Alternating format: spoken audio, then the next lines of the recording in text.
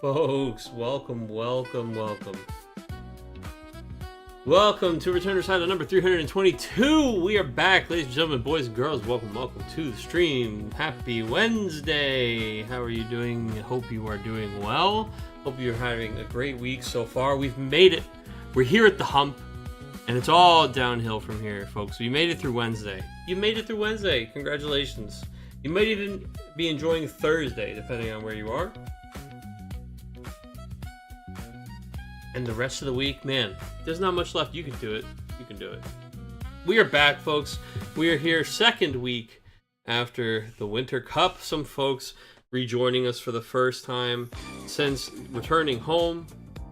And man, a new spice. I have been informed. I have been informed that there is some crazy new spice floating out there tonight, and we will be seeking it out in round one here tonight. Nothing nicer than settling in for specific. Oh, thank you so much. Very kind. Mr. Emo Tempest, what's going on, brother? Any Odin gamers in chat today? Man, I loved playing against your deck. It was a lot of fun to have two different opportunities to play against you this weekend, and I love for us that we sit at 1-1. So of course, you know, we get to continue the story later.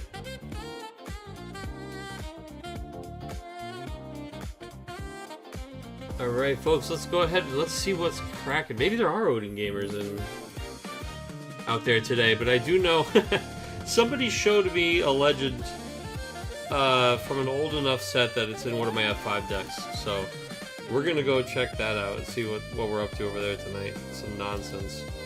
Looks like that's going to be... Oh my goodness, against American Muscle himself. DJ and Irving. What a fun match we get to watch here. Irving Diaz, absolutely one of the most creative deck builders. I love this guy. And of course, Garage Gang for life.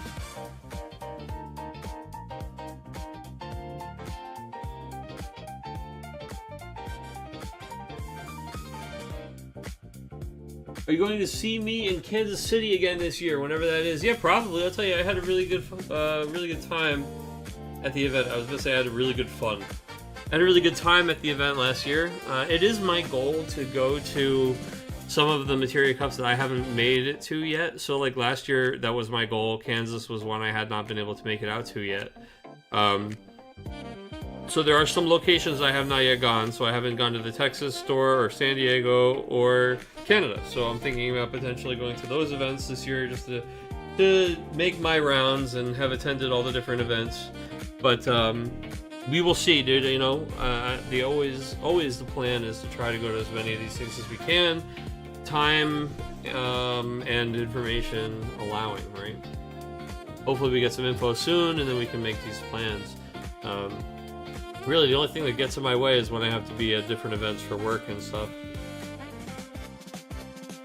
Alright, so let's see, what were we looking at here? We're looking at, this is Irving to a T, right? Irving Diaz qualifying for Nationals last year with a Earth, Wind, Crystals deck down in LQ in Florida, and actually it was doing so well with this, and it was such an interesting deck that I really took to it myself, and Irving and I were testing so many different versions of Crystal decks that played Bart's last year before Nats. I actually wound up taking a Wind Fire deck to Nationals as my deck too, and I felt really good about it. I really enjoyed that deck.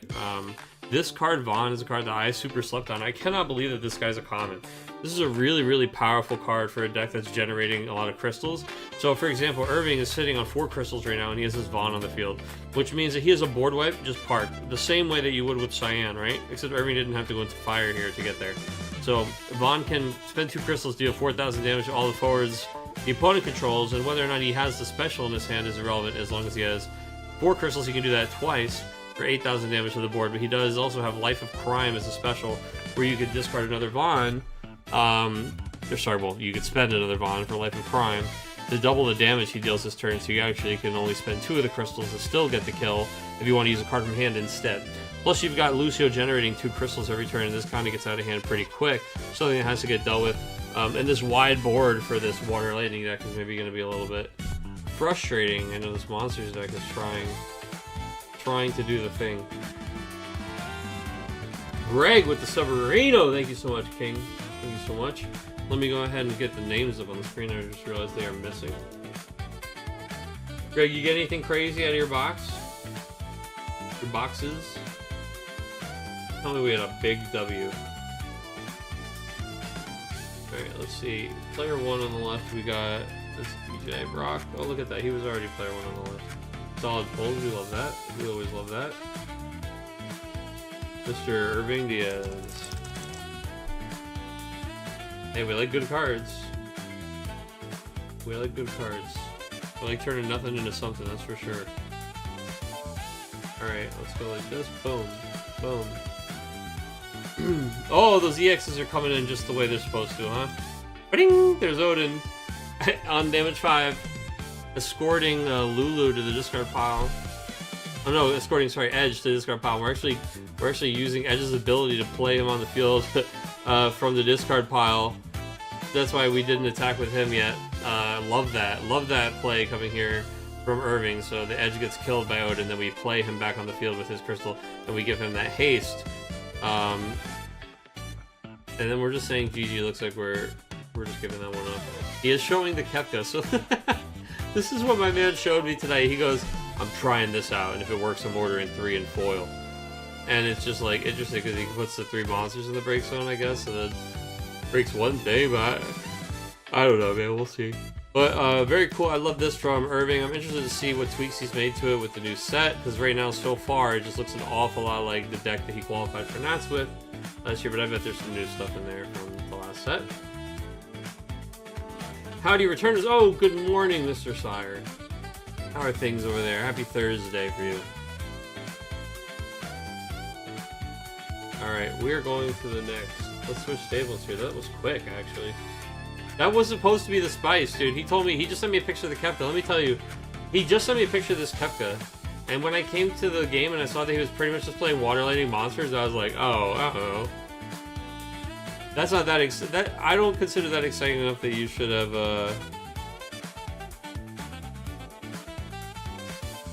Oh, this person's not feeling well. I'm gonna have to drop them, unfortunately. I just saw that. Sorry guys, I just got tagged in looking. But yeah, it's just like weird. If you're gonna, it certainly doesn't seem like the kind of thing that necessitates sending me a message like, you can't wait until you see this spice. And it's like, water lightning. But I can sack my Cleone. Alright. Let's go to another one here.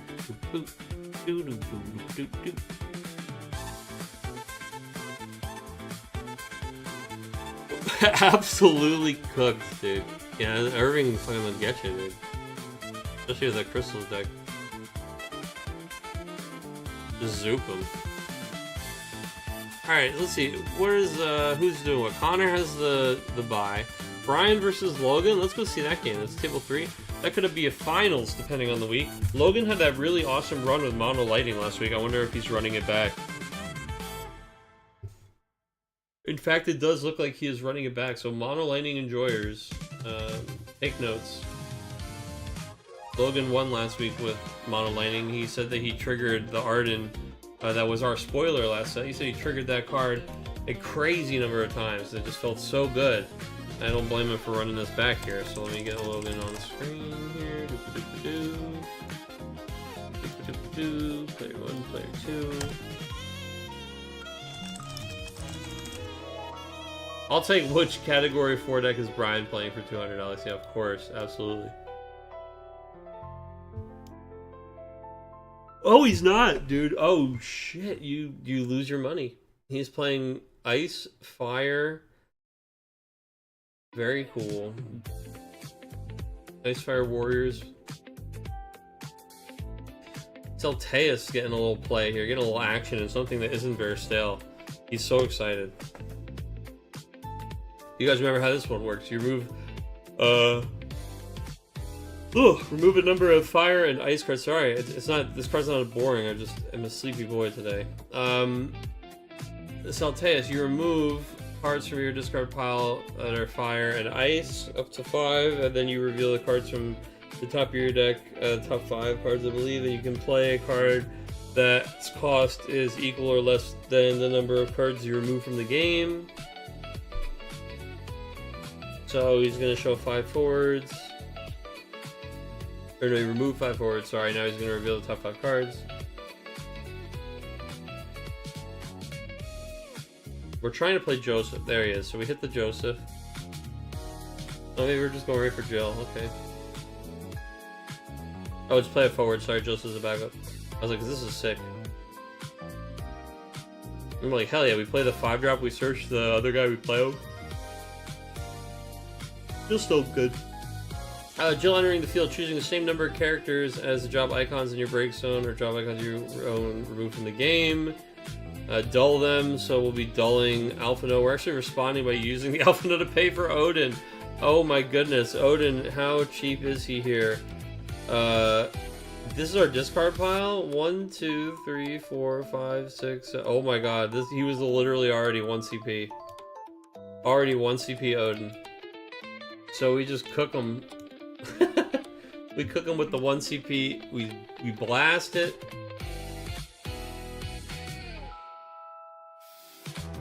We blast poor Jill. So anyway, I started blasting.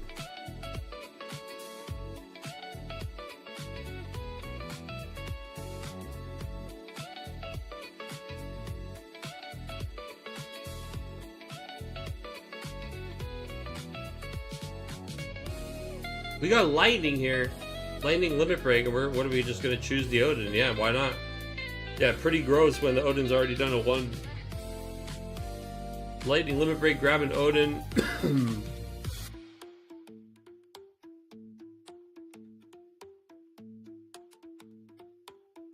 Oh, I'm Amaterasu the lightning. Say no, no, no. No 1 CP Odin that kills whatever I play next for you.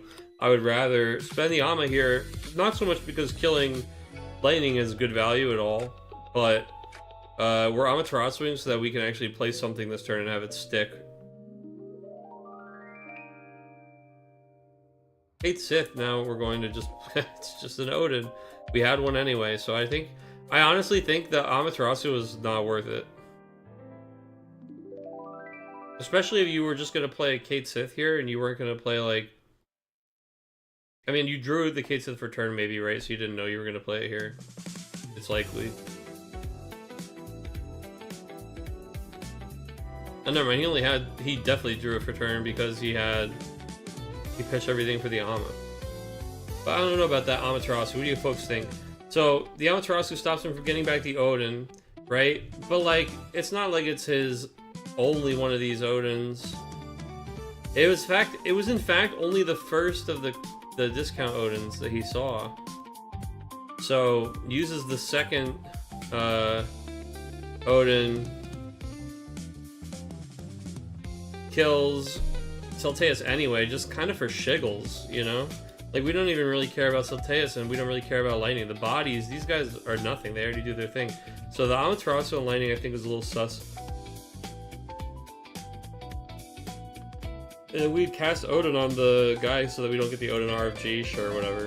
And then get a backup RFG instead. Well, except he's not going to let him. He's going to let us keep them both. Sure. Then the next turn we just play Lightning again. And we get back one of those 1 CP summons. Fail Thanos jump scare? Dude, we watched this Fail Thanos. Where is he?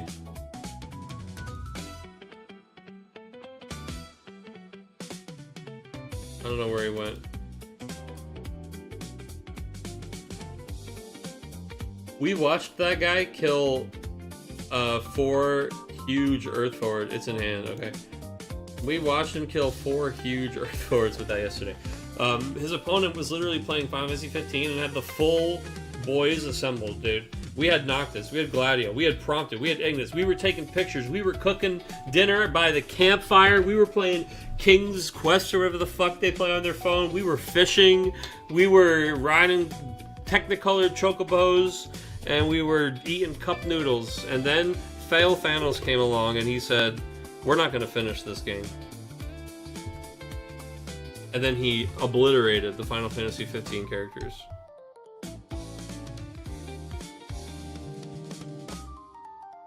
He said, "Do you guys know what it's like to have a finished game?" His game wasn't even good, but they finished it.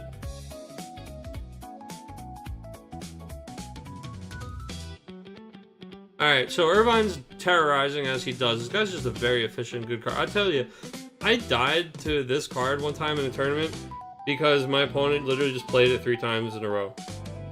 Like, they played it pretty aggressive early, annoying, okay. Then I remove it, then they play it again. It has haste, so still aggressive, annoying. I kill it again. Then they play another fucking Irvine, and I was just like, well, I guess sometimes you just die to 3 really efficient, big haste body fucking dudes. At the time I was playing the mono water deck that is trying to do Lena Leviathan stuff, so like, the way I stabilize against people doing that is by getting off the Lena Lev, because most aggro decks can't stop, like they're not trying to remove your break zone, except guess what? Irvine is an aggro guy that's removing your break zone. So yeah, I just got like, you just like kind of kicked my teeth in, and I was like, damn, I gotta respect this card. Ever since then, I've just put a huge amount of respect on the name. Just being a 9k haste beater that's also removing break zone when there's so much break zone interaction right now, and he just does it turn after turn. He desperately needs a reprint, Irvine does? Maybe they'll come out with like a Final Fantasy VIII themed product and get a couple 8 reprints, because 8's a pretty popular deck right now. How much is this guy up to, brother? I feel like I have 8,000 Irvines. If you need an Irvine, hit me up. Apparently I'm gonna sell them to you for a great price. For me, not for you. X-Star. The X-Star of the show, of course, as always. X-Star, really, really powerful card. He gets to do a little bit of it all, right? He can stop your opponent's aggression and buy you some time. He can also help push yours through, if that's what you're looking for. He's a closer. He's also an extender. I mean, he's doing a little bit of both. So, you can play him for free off Tyvis, of course, but even, we're just playing Fire Ice these days, you know? So we can just raw dog this guy out for backup. It's a 3-drop, he comes in, he triggers all this shit from Yish. We've got Yish and Ash. So we got Yish. Job Warrior, card name Warrior enters the field, you choose it forward, the opponent controls dull and freeze it. So she's gonna enter. We've got, what's his deck's gonna enter? Yeah, he's gonna dull freeze her, but he's also gonna hit the lightning, and then we can use her to hit the Irvine, so he doesn't sneak out of there even though he's a 3-drop. And then, if we do have another forward, because obviously these will be sideways, if we have another forward, we can hit it with the 3k per each 3-drop. We have Axstar, he'll play another 3-drop from hand, and if we need to, we can always go fishing in our limit break deck for Zach or Surges or something to get to the 9k pretty easily. I'm about to go to the moon in my Irvine stonks. Hell yeah, dude. We're talking about. Holy shit! It's the man, dude. Irvine's about 23 USD. Oh, that feels like normal. Zonde, dude. When Zonde enters the field, choose a forward opponent controls. If you have 4 more lightning characters, break it. Guess what? That thing is getting fucking jobliterated. Then you choose a forward in your break zone. If you control 8 or more lightning characters, play it on the field. We currently are threatening 8 lightning characters, choosing X-Death. Looks like that's resolving. X-Death is coming into play. We will be removing all the characters from both players' break zones, leaving a plethora of Odins in our wake. Very cool play. Nice synergy here. Soft synergy on the Odins and the X-Death. Mono Lightning has got our opponent in fucking stun locked, dude. In absolute shock.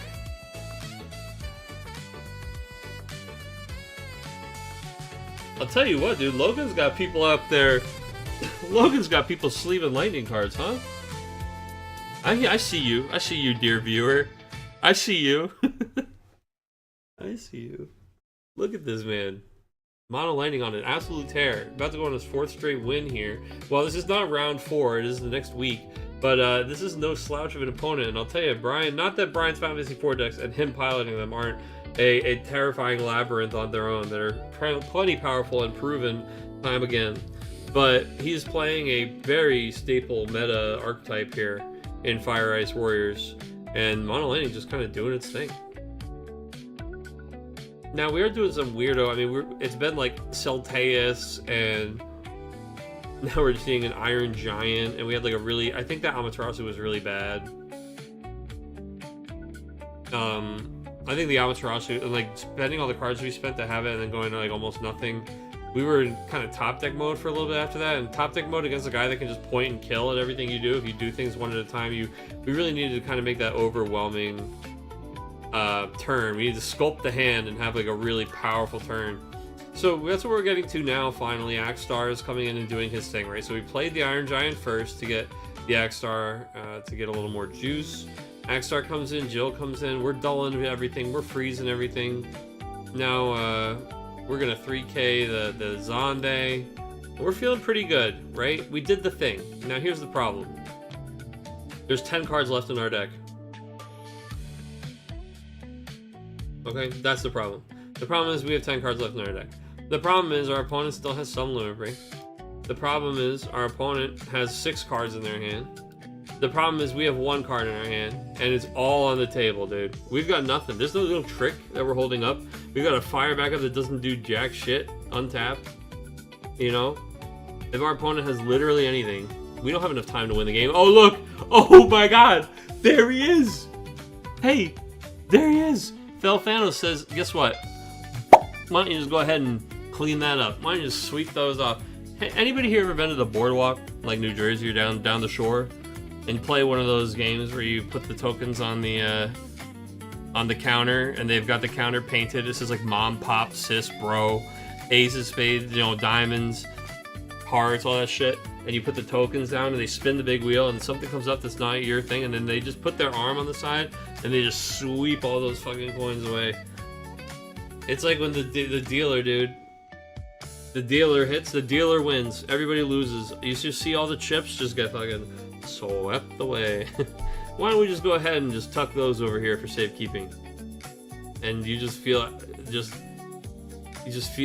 your spirit leave your body, dude. As you watch it all just melt away into nothing. Into nothing. It becomes nothing. It was something just a second ago. There it was. Look at that. We had a board just a second ago. It was real. It was tangible. I could feel it in my hands. I could take a picture of it. I could tell my kids about it. I had an Axstar. I had an Iron Giant. I had a Jill, or I think I did. I feel like I remember having those cards in a fever dream on the table. Surely I had something. 8 cards left in deck. 6 damage left to do. And a hell of a fucking hill to climb. We are playing our last bastion from the limit break here. Sergey's to what? Freeze the lightning limit break card? We're fucked. Folks, this is what grasping at straws looks like. It's unfortunate to see what has become of Brian. It's not his fault. His mono lightning deck is sick, and Brian had a little bit of some rough sequencing. I say it's not his fault. Maybe we're being nice. I don't know. Look, I would like to revisit a world where we just let the lightning get the Odin back.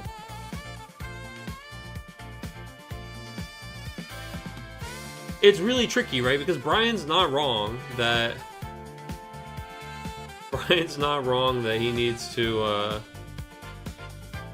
stop the Odins from just parking in the hand, where like he just can't play anything until they're dead. But you know, I don't know if ditching a whole hand to stop it was really it. Arden now is he's doing the thing. Arden's just gonna go ahead and destroy the opponent. We talked about this when we revealed our spoiler. Arden catches an Amaterasu, and well, okay. You know, he's fine. He's sitting here, still alive after an Amaterasu. And then we went ahead and killed the forward anyway, or we attacked with Nyx. He has to block with the Sergeys, and we get the fucking Arden trigger anyway. So like, you Amaterasu Arden, the forward dies anyway, and we get the trigger anyway. Then why did we Ama him?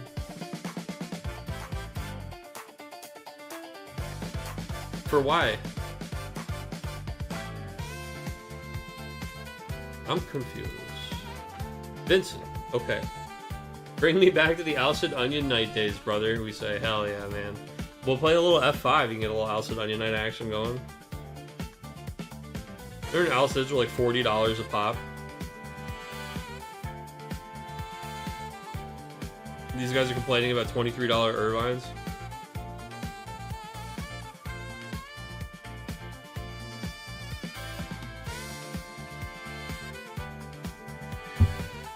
We didn't have reprints in those days.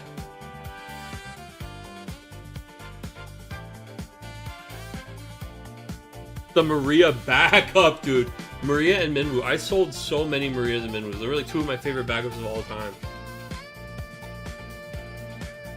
Choose to be Zane. Orlando with the Cactar Onion Knights, dude. Yeah, of course. Fun deck. Diabolos had fun synergy with like the Cactars and stuff. It was a cool time. Lulu backup, dude.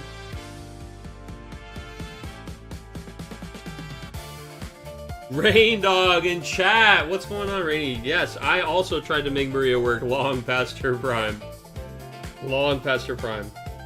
I love that Maria, dude. What's a little 1K between friends? It's so powerful. I just love pumping my guys. I like chonky dudes. The problem is she's slow as fuck. I don't know. I still kind of like her. I still kind of want to try to make her work, honestly. It's like a bad habit where I'm like, it sounds fun, you know?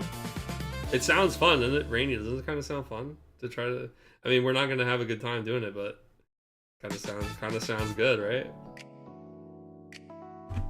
You bet you play Maria now and you 100 or people will 1000% forget the buff. How about the power creep when Veritas got printed? I don't know, brother. Look, I don't think that was a problem. I think people just let things be samey.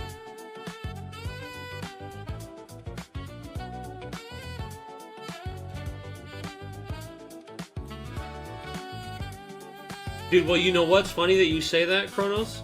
You've considered playing the plus 1K backups? There is definitely, the Lulu is in this list. Like, where is she? We saw her last week. She might be RG. We saw her last week. She's in this deck.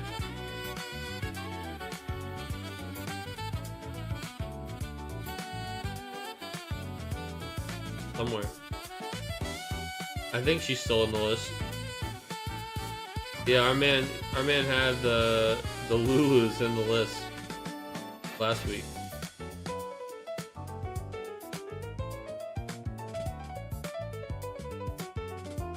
Kadaj still used? Dude, I had an opponent that was terrorizing people with Kadaj all weekend at the Winter Cup, and I was just like, yeah, I'm gonna delete that guy and turn 0. I might not have won that game, but we fucked that Kadaj, dude. Obliterated. Renault and Nidhogg Gamers. Vice Kings? Yes, let's go. Vice Kings was such a fun deck. 4 CP backup Snow. Who remembers when 4 CP backup Snow was a Sky is Falling card conversation?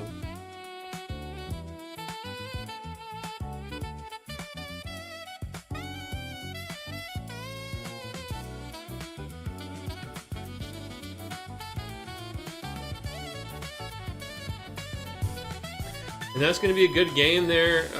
We are unfortunately, Juggler is not going to be enough to stop this, and Lightning is taking it. Logan continuing his streak here. It was such a good card. I know, people were freaking out about that card, dude. But then I just played Opus 3 Legend Delita for a minute. He has a less of the mandatory triggers, that's for sure. Alright. Where are we at? Results, talk to me. Table 1, Table 2, Table 3. They're pouring in. Alright. Table 1, we had Greg take a 7-2 over Tabitha. Greg, I hope that you feel better soon. Tabitha, if you're hanging out in chat, it was such a pleasure to meet you at the Winter Cup. Thanks for saying hey. Table 2, Chris. Also great to see Chris at the Winter Cup. Unfortunately, it looks like his opponent isn't feeling so well. You always hate to see that. Hopefully, I mean, if that had happened early enough in the round, I would have tried to just lock you and Connor up in a game. Hopefully, you know, you get to hang on stream or do something with your time. I always hate. It's the one unfortunate thing I can't control. I wish I could give you like a bot to play or something. Logan 2-6 against Brian with the deck out. Yeah. Wait, no. Logan dealt 6 damage. Logan put the damage backwards. Logan wins 6-2. Yeah. Irving 7-1 over DJ. Irving, thank you for swinging back around and reporting that, Logan. Thank you. I see the edit. I see you editing your deck list. I appreciate it because I do. The historical record here is important and has been referenced by me many times, so I appreciate that.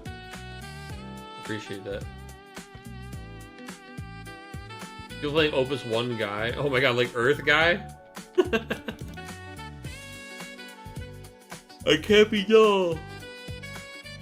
The dullest fucking character. I can't be dull. Irony. That's maybe mean to Guy. He's not that dull. He speaks Beaver. He swings axe.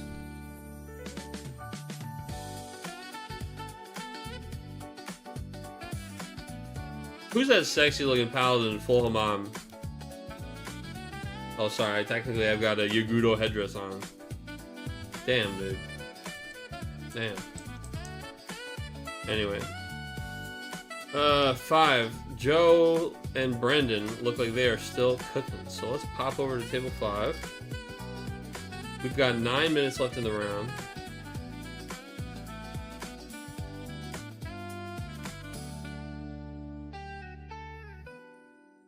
You folks want to see what insane looks like, dude. We're working on the Mott's cap. We're getting close.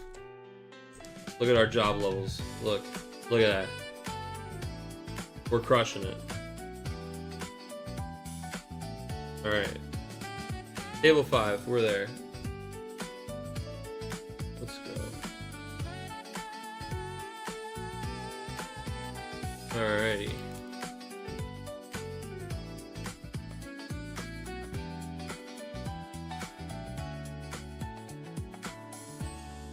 Seven CP Ice Sephiroth is another legend of mandatory triggers, dude. 7 CP Ice Sephiroth and 4 CP Snow being around at the same time. It was so fun. It was so fun to be playing Delita at the time. Pretty sure I'm still guarding Bastock? Hell yeah, my brother. Absolutely you are.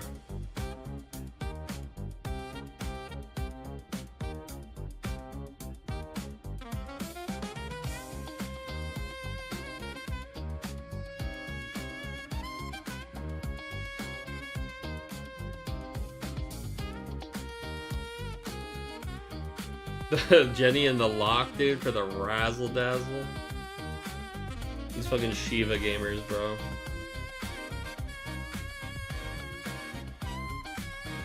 Alright, looks like we finally got a Seymour sighting tonight. Stop this wedding. Stop this, man. Oh, and Zell looks like he's winding that fucking punch up to give Seymour a what for. Take me back, John. Take me back. I tried, brother. I literally invented a format for you, and they've even ran side events for it at Nationals. I've done more to take you back than anybody.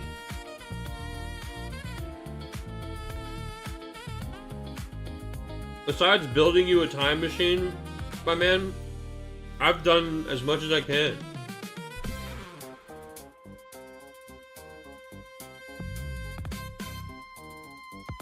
I somehow orchestrated a universe where I got to, at the Kansas City Crystal Cup, I got to play in an F5 tournament, dude.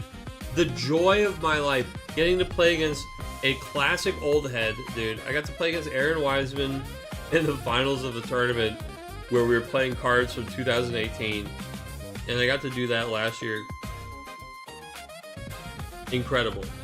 What a time to be alive. Zell's doing the Pepe Punch meme. He's got a hell of a cool, like, Fist of God thing going on here.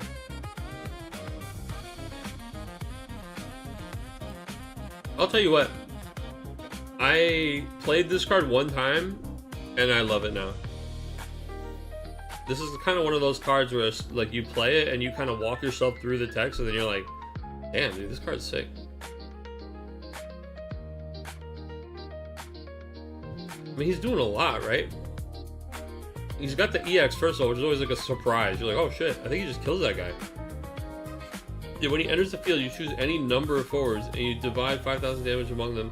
But if you have 4 or more category 8 forwards, you get 9,000 damage divided among them. And then, considering the fact that you have things like Zach, just like a tiny little thing right over there in the Limit Break deck, that can push 9 to 12, and all of a sudden that's a really interesting number to split. Like, you kill a 5k tech, and you kill a 7k forward. Or he just makes sure that he gets rid of one dude. Like, not often are you splitting this and killing 2 relevant targets, but it happens way more often than a lot of other abilities that let you split damage because he's red. You know what I mean? Doing the Hideout roundup, yeah, it's a really nice one. Like the fact that you can take him, kill one guy, and then split 1 or 2k over to help the Hideout 8k minus get there is sweet. Like, it just is. It ends up working really well with the deck. Uh-oh, Kurasame comes down. We've got 4 backups, and we only have 1 card in our hand, so it looks like we're going to take away all of his characters. 3 backups and Zell all getting frozen here, leaving alone Sergey's to stand. Now attacking with Seymour, are we? Or Seymour already was frozen by the Sergey's last turn, sorry. That's right. Okay, passing the turn over here. I'm sorry, I don't have the names on the screen. This is Sunfire Crepe versus Aiden. So this is Joe Lavin on the top. Joe, another guy, is an absolute pleasure to get to spend some time with at the Materia Cup. At the Winter Cup. And he is playing against Brendan Triano, who has been jamming with us for a couple weeks now. That's right, yeah, we got the FFA music going on. We got the FFA theme.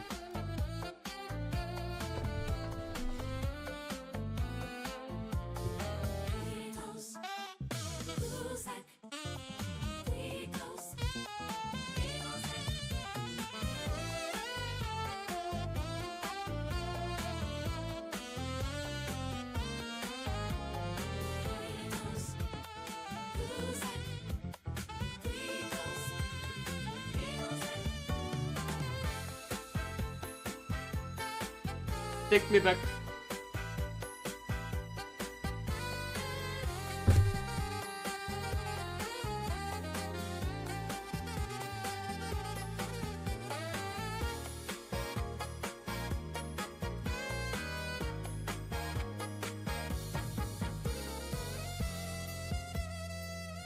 Oh, I was just like, why do I have a ping from this Discord and saw that Meatball, my man, has posted a link to the Discord and asked people to come hang out because it's Wednesday. Thank you so much. Appreciate that. People should go check out the tavern if they are not there already and want to play some camera games. They like dancers over there. They're my people.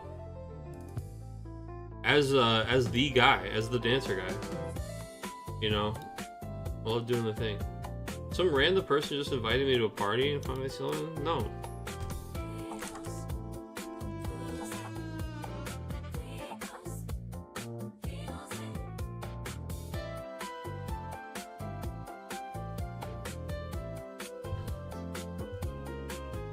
Not even seeking.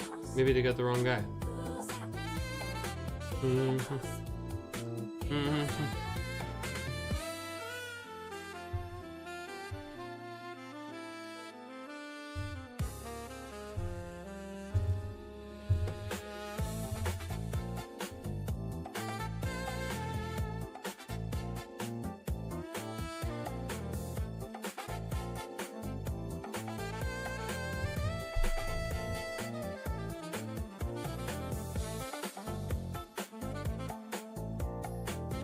Alright, back to this. We've got 1 more minute before time is called in the round here. Ice does have the tendency to kind of go long. Now, I know Joe was actually doing really, really well with Mono Ice this weekend at the Winter, or last weekend, actually 2 weekends ago. Jesus, time isn't real. At the Winter Cup, he actually went undefeated on day 1, I believe. It was, of course, a team event, so it does not mean that his team went undefeated, right? But he personally did not drop a game on his Mono Ice deck during the tournament on Saturday, and I thought that was a pretty cool feat. And he actually saw me. I was playing a little bit of Mono Ice just for fun, so then I just thrown together, and we actually had pretty similar ideas. Cool to see. I mean, there's a lot of, obviously, you do Kurasame stuff, you do Seymour stuff, that kind of stuff is pretty samey, I think, no matter where you go as far as Mono Ice lists, but there's a lot of very, very techable 2CP backup choices with Emina. Ice, in fact, seems to have some of the most techable 2CP backups out of any color. Ice and water.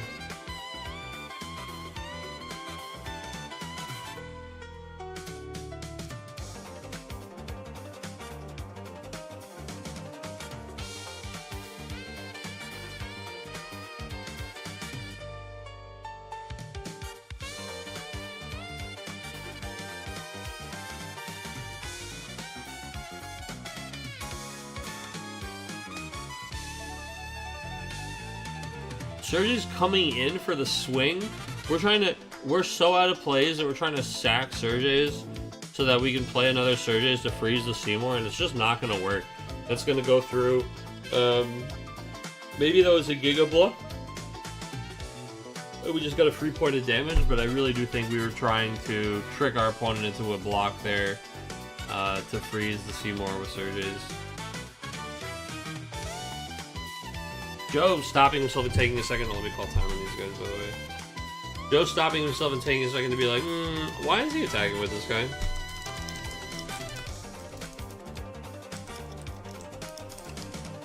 Alright, I'm gonna let these dudes resolve turns. I'm gonna go get a drink real fast. I'll be right back, folks. You guys, you just watch this game for me and make sure these guys don't have any funny business going on.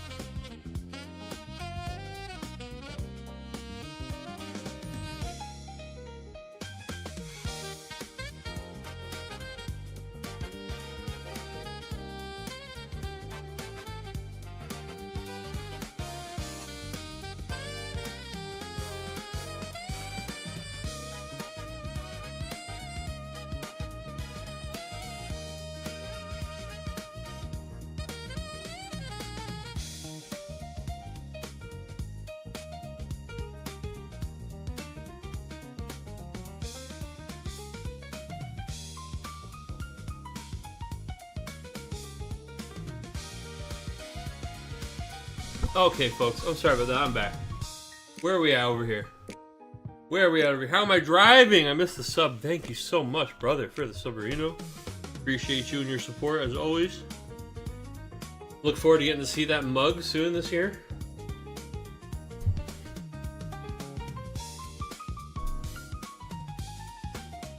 Me and Jeff were sharing war stories about being in cars, getting into accidents that you were when you were unfortunate enough to be rear-ended by people, and it was just comical that we both have one of those stories. I mean, comical for us.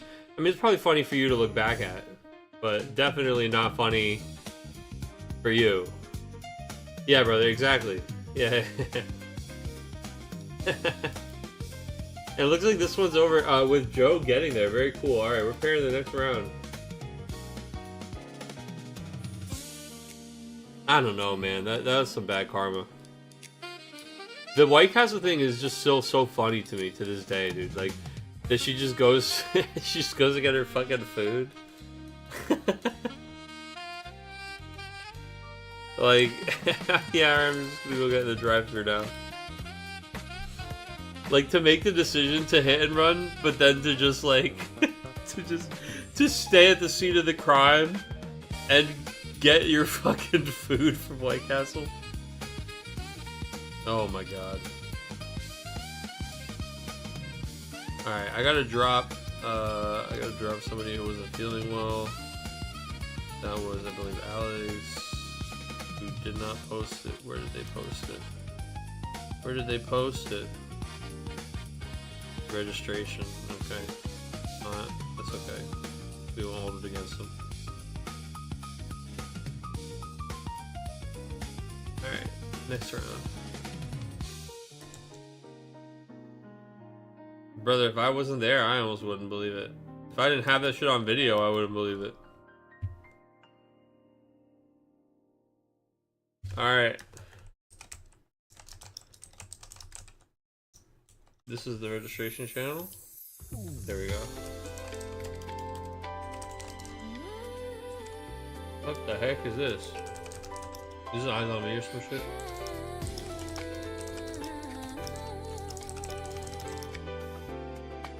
Uh, 805. Sure is, dude. Called that from a mile away.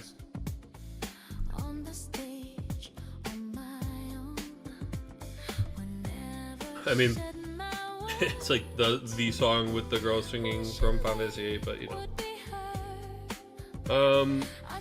Time will begin at 8:05. We'll be called at 8:45.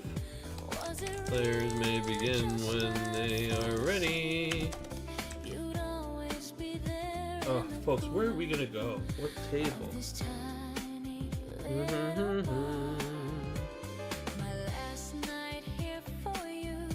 My last night here for you, chat.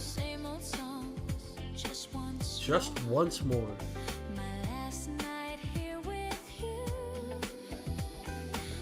Maybe yes, maybe no.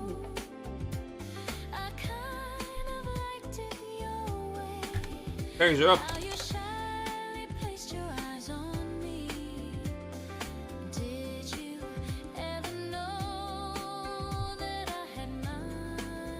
We're gonna get struck for this, dude. They're muting my VOD. Fuck. They're coming for us, chat. We can't have this. With that look on your face. Maybe if we talk over it enough. But it's such a banger. How can we not sit here and appreciate?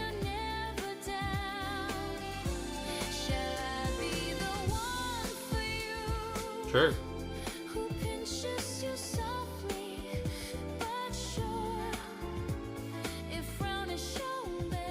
Scooby-Doo, beep, bop, beep, bop, ooh, yeah, wee, wee, wah, wah. Alright, folks. Choose your own adventure. We know what some of these decks are, but we don't know all of them. At table 1, we've got Logan versus Greg. We don't know what Greg is playing it this week, but we know Logan is on Mono Lightning. Will his streak continue?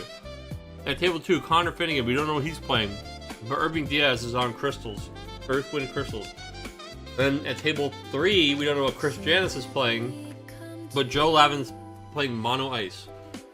So how do we want it? Do we want to see another Mono Ice game? Do we want to see another one of the Mono Lightning games? Or do we want to see another Crystals game?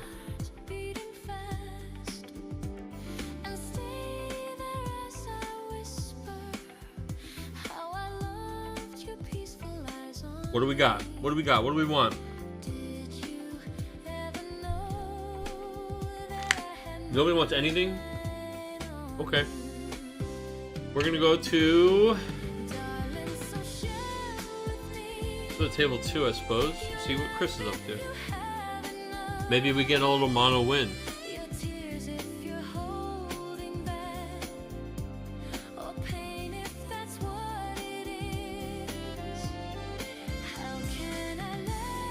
Not quite ready for us yet.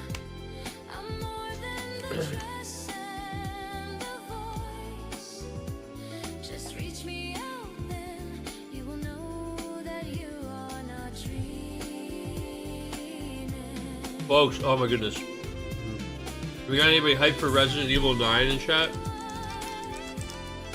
Little Requiem gaming? We're 9 days away, chat. But who's counting? I know the Purple Baron. I know the Purple Baron's frothing at the loins for the next Resident Evil game.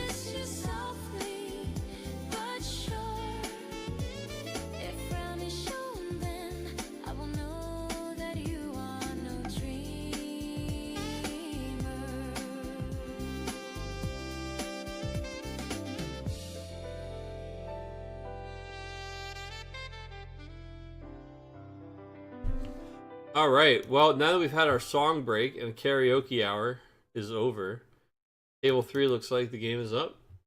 So let's head over that way. Oh! Boop.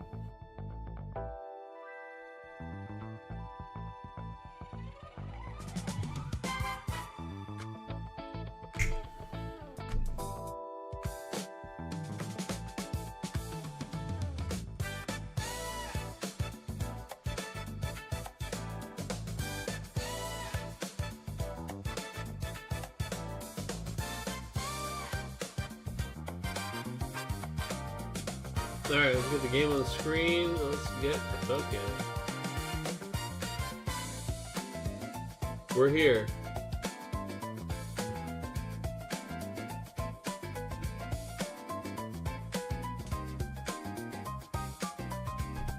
There's Joe on the bottom. We've got Chris on top.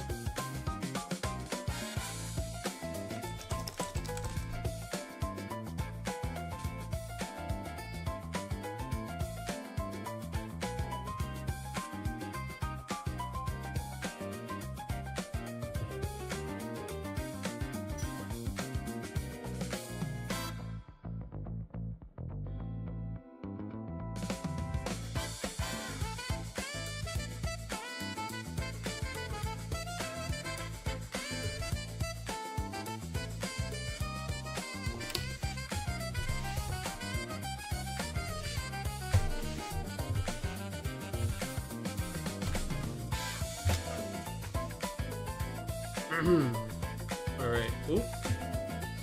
What are we doing here? Okay, same. Good luck, have fun, keep same. Okay, we're getting ready. Sorry, they were prepping. They were prepping chat. Technically they were fine. The round start time was not up until in 2 minutes from now, so we're still early. Alright, pitching Locke and Shantoto. Starting with Emina. I mean, hey, man, you can't go wrong with getting your 4 CP backup searcher down turn 1. I mean, this is a tale as old as Norstalin, dude. Norstalin, the original GOAT. 4 CP that searches for FFCC backups. I mean, absolute all-star card in his time. Especially because he not only let you get wind backups that set up really nicely, he had relevant targets in very, very short time in every single color. So, really, really awesome. Whoa, Brett Highwind Trading. Thank you so much for the prime. Appreciate it. Emina, so Emina here is the latest in a long line of 4 CP tutors. She searches for any ice character of cost 2 though, so it's a little interesting, right? It's different. Some of the 4-drop, like Norstalin, can search for a 3 cost that you can curve into that next turn. Can get any color, right? Can help fix these rainbow decks. So Emina just helps you play a better mono ice deck. Or in a future where we have an ice backup that taps for more than one color, or even, you know, Icewind can kind of do that now. She can, of course, she can be cheeky that way, but for the most part, she's looking for mono ice backups. Now, here's the thing. Ice has a lot of really, really strong 2 CP backups that just don't have any synergies with each other, but that are kind of silver bullets for different types of, different play lines in the game, right? And Emina, just having synergy with 2-cost backups, ties them all together in this really awesome toolbox backup package. We'll talk about Mono Wind in just a second, who also has a really awesome backup package firing off over there. But we see how he elects for Edward here, and Edward, his tap ability just chooses a card in the opponent's break zone and removes it from the game. Now, this is critical against certain decks. So this is going to be really, really nice against Mono Wind here, because he's going to be able to target like Chocobos and things like that we're targeting with Lulu, or Lusos and stuff that we target with Asuras. We're going to be able to remove those cards in response by just tapping the Edward back up. So that's going to be big when we get there. But you also have things like Sid Waff could be tutored out if you know you're playing against Warrior of Light, or like a really, really heavy EX build deck. You can have the free backup that you can tutor if Emina is your second or third backup that you play down. There's so many. There's a Miditelian who stops cards from coming in from sources that aren't your hand. So if you were to play some stuff from your decks, like Realm plays monsters from the deck, or something that plays cards from the discard pile, or the Limit Break deck, you can snap him off and he stops those effects. There's 2-drops that cancel summons. There's just so many 2-drops, really interesting synergies in Ice. So Emina kind of lets you season the taste. Now Mono Wind on the other side of the table, they've been doing this Chocobo thing since they printed Chocobo Sam. Actually, we've been kind of doing it since they printed Fat Chocobo and backups that worked with him. Fat Chocobo, of course, searches your deck for a card name or job Chocobo and plays it on the field, but he doesn't care. He does not care if it is a forward or a backup. And Chocolate has the right job. She is job Chocobo. So we're able to get Chocobo Sam, search for the backup Fat Chocobo, go right into Fat Chocobo, which plays Chocolate out of the deck on the field, and then Carpenter comes down for free since we have 3 wind backups. So we're already off to the races setting up here for Mono Wind, and that's exactly what Mono Wind wants to do. Rest is a Mono Wind player. He's played an awful lot of this deck, and he's had a lot of success with it over the different tournament seasons. So sequencing is a big thing for Mono Wind, and this is a guy who's going to know what he's doing when it comes to sequencing with this deck, big time. So getting the Chocolate down early is a big part of it, and now we even see an opponent who understands and respects the Chocolate enough to put the freeze on her there. Now, Atomos and Asura and things like that really help us break out of the lock that can occur from the Ice deck freezing our backups. Unlike a lot of other decks that the Ice deck is going to play against, we have, you know, we kind of have these incidental ways to untap our guys baked in the wind. They're baked right in there, folks.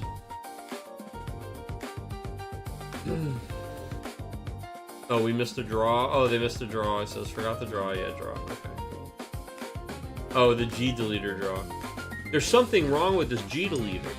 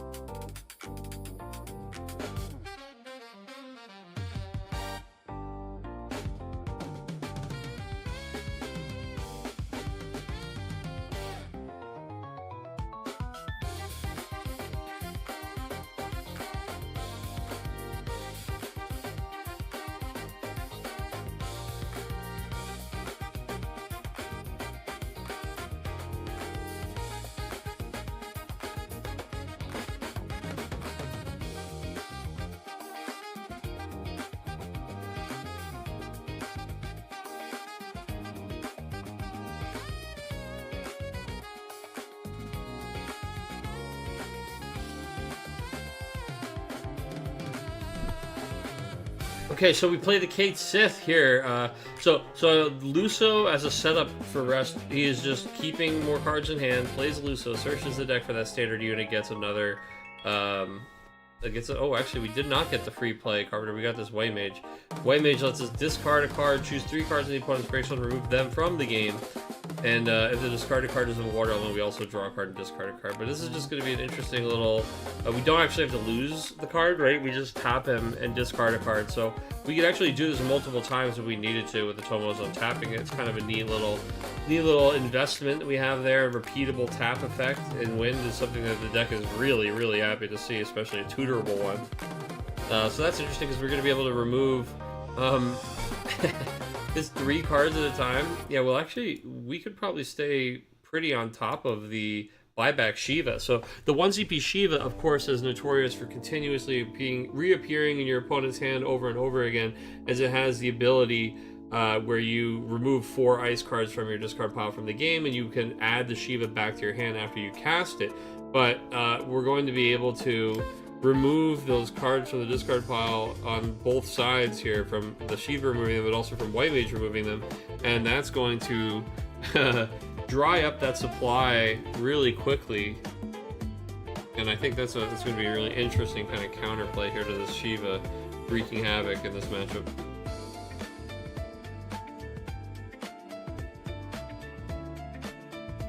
Not to mention, if we're doing, I don't know that we're doing Jill's stuff here, but being able to, oh, I guess no, never mind. I was gonna say being able to remove the dominance, but she says removed or in the discard pile, right?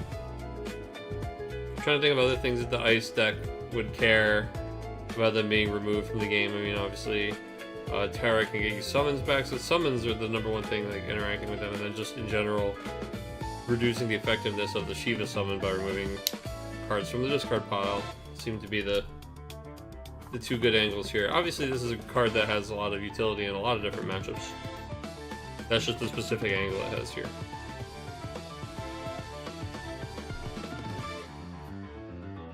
Ooh,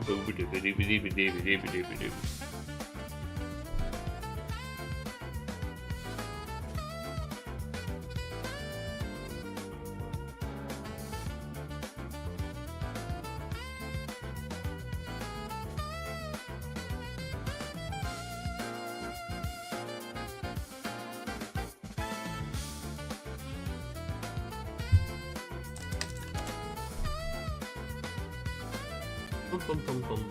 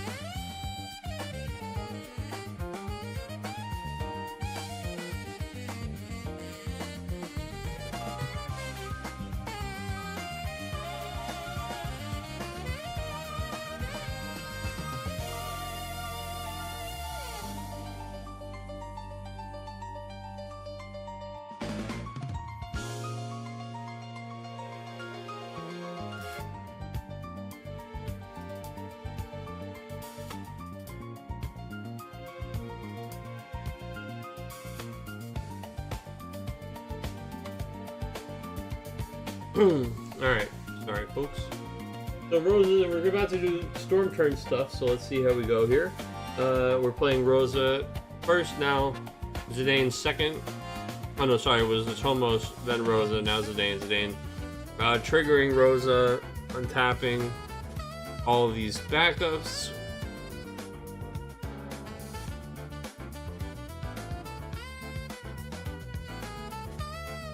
So we're up to 3 casts here for Wind.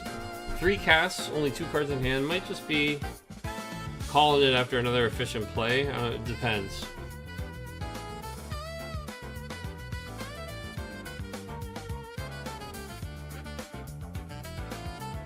His hand is going to be under attack starting this next turn. I mean, we have the Unalesca backup already established, right? Then we're going to have Seymour coming down any minute now. We're actually ending the turn there for Wrestle, keeping 5 backups up. We have the White Mage ability, the Choco Latte ability.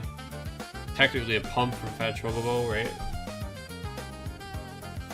No, not only pumps the Chocobo. Does this Chocobo Sam pump a guy? Yeah, Chocobo Sam will pump anybody by 1k.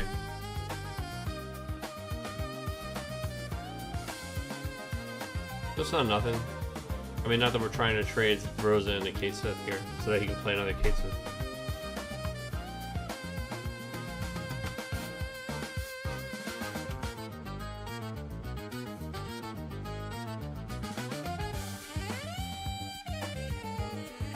Let's see what Joe does. I feel like if he had the clean punish here on the 2-card hand, like Seymour with the Unalaska follow-up, we would just be doing it. It makes me think he's got a little bit of a weirder hand.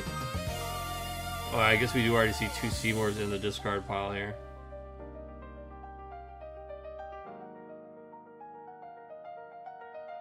The 2 Seymours in the discard pile, there might be a light... what do we discard on Mateus Summon? I was gonna say there might be a Shinryu in our hand.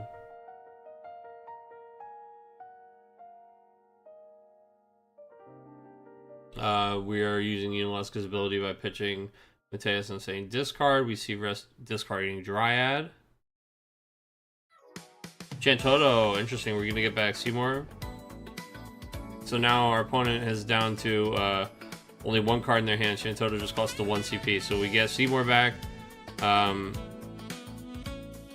We get to now his opponent considering responding because he does have the white mage. So he could get rid of the last card in his hand himself to get rid of the Seymour. So he has to really sit here and think. This is an interesting one for rest, right? So there's Chantoto is the thing I wasn't thinking about earlier. That's another thing, of course. Chantoto is trying to get back Seymour. Rest can discard the last card from his hand and dull his white mage to remove the Seymour and 2 other cards, and then it doesn't come back.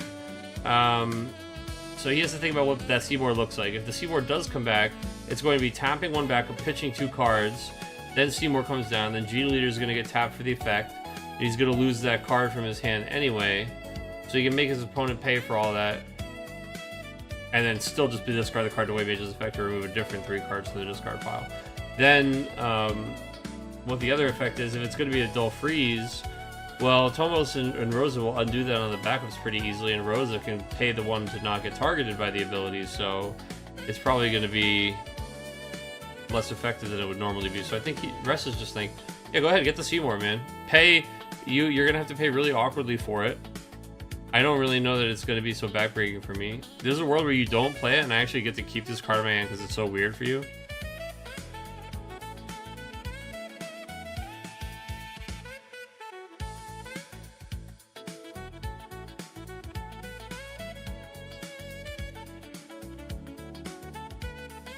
No, we're actually casting Shiva and going for the buyback here. On the Choco Latte.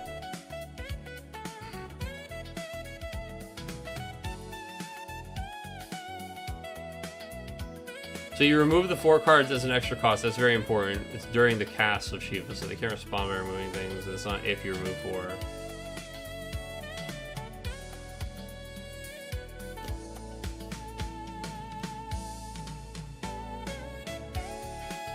There's no window for somebody to punish you for that. It's just be kind of like a preemptive removal for the next one.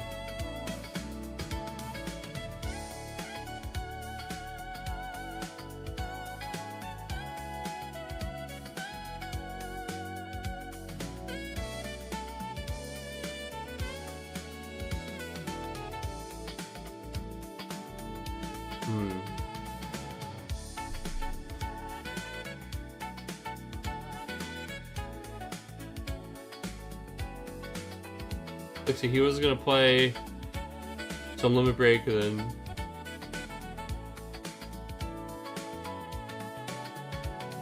oh, maybe he hadn't paid for his Limit Breaks, so that's what he was doing. Okay. Yeah, there should be Luso and a card, and then Zidane and a card, so he should still have the ability to ace if he needs to. Joe's saying it's all good, my guy.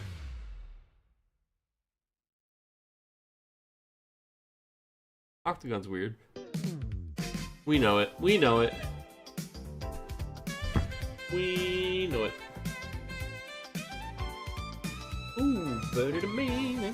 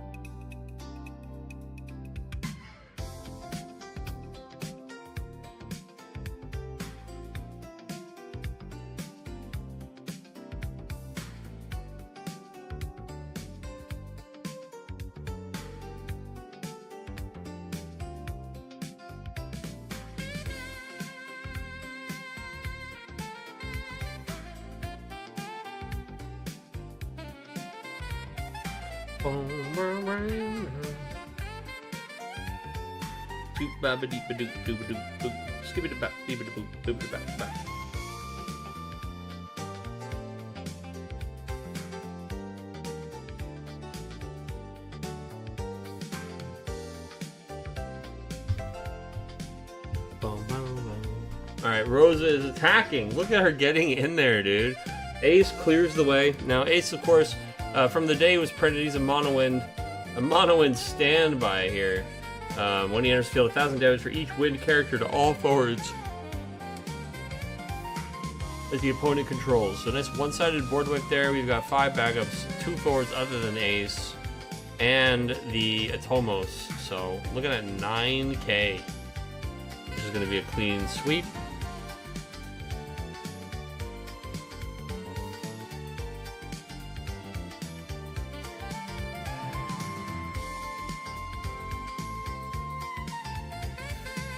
And then if this Ace actually gets a stick, usually the game is pretty over, because then every turn he attacks, he draws a free card. So we don't want to be letting that happen. That's a little much. Seymour is here. Is this Seymour number 3 or is this Seymour number 2? Is this Mount Gagazeth Seymour? Seymour 3, Seymour 2? Okay, so he's playing Seymour. He is paying 1. He's letting him pay the 1? No, it looks like he did it. Oh, he said after you pay, chat. Okay.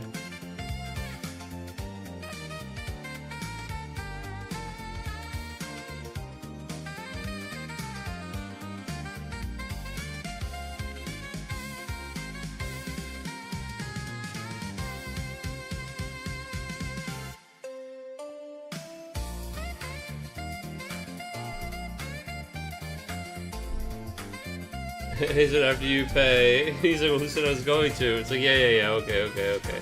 Of course he was gonna, you know, I get it, but weird Octagon stuff.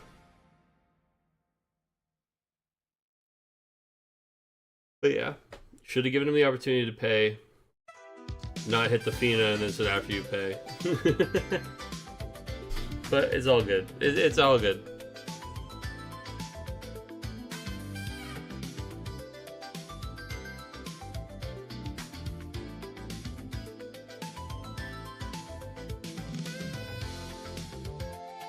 We're actually able to get a kill on Rosa there because she's dull. That's interesting.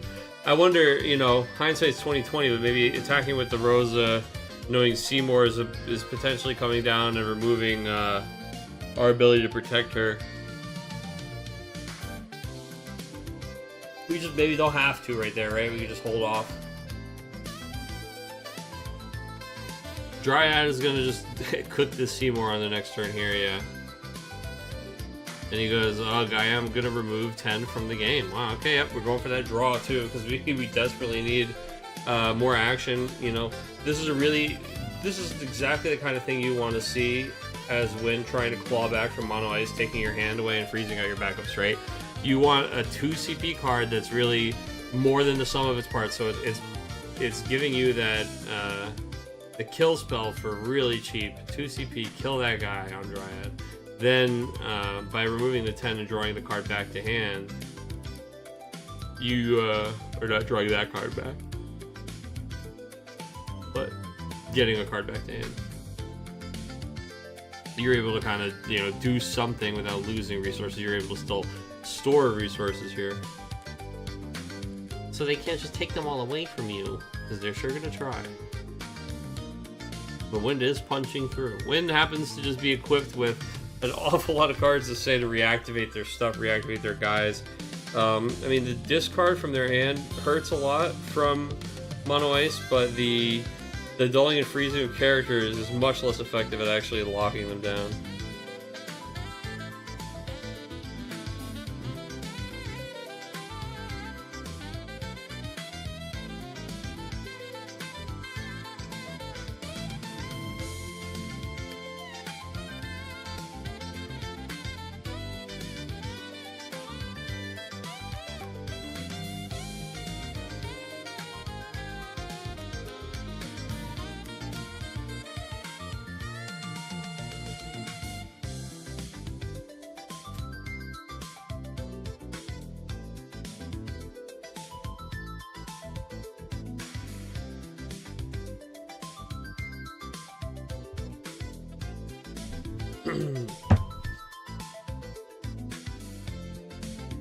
Dis.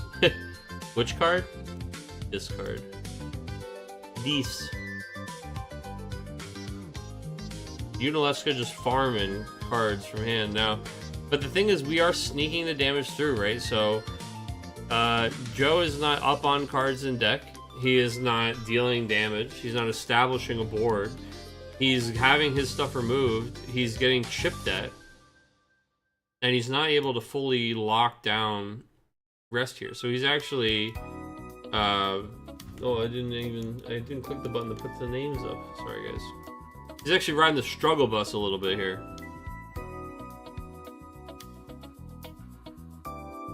He's gonna spend almost the whole game just trying to get something going. Meanwhile, Wind is getting enough going every turn that we're kind of just chipping away. Now, finally, we did get the removal on the other limit break guy, and we froze in the ace here. So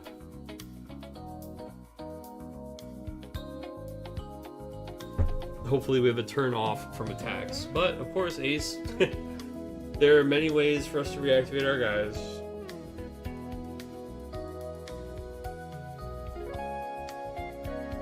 The deck is playing Asura.